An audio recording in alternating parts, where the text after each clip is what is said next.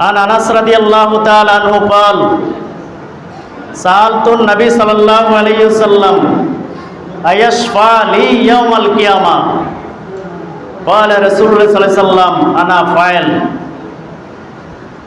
আল্লাহর হাবিব সাল্লাল্লাহু আলাইহি ওয়াসাল্লামকে হযরত আনাস প্রশ্ন করলেন, ইয়া রাসূলুল্লাহ আয়াশফা লি ইয়াউমাল কিয়ামা, আপনি কি হাসরের ময়দানে কিয়ামতের দিনে আমার জন্য সুপারিশ করবেন?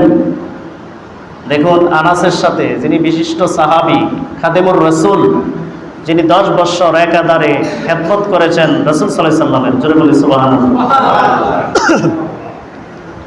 সে আনাস রাদিয়াল্লাহু তাআলা আনহু বললেন, ইয়া রাসূলুল্লাহ, আপনি কি কিয়ামতের ময়দানে আমাদেরকে সুপারিশ করবেন?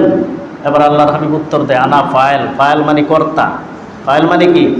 এই কাজের উপযুক্ত আমি, অবশ্যই আমি সুপারিশ করব, জোরে বলি সুবহানাল্লাহ।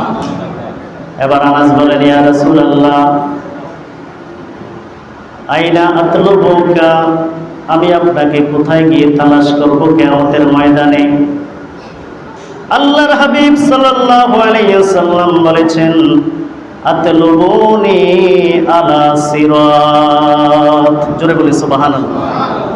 ও আনাস, কিয়ামতের ময়দানে ফুলসিরাতের উপরে আমি নবীকে তালাশ করব, ওইখানে যাইয়া দেখবা আমি নবী ফুলসিরাতের উপরে দাঁড়িয়ে থাকবো। ইয়া রাসূলুল্লাহ, ইয়া হাবিবাল্লাহ, আপনি ফুলসিরাতের উপরে কি করবেন?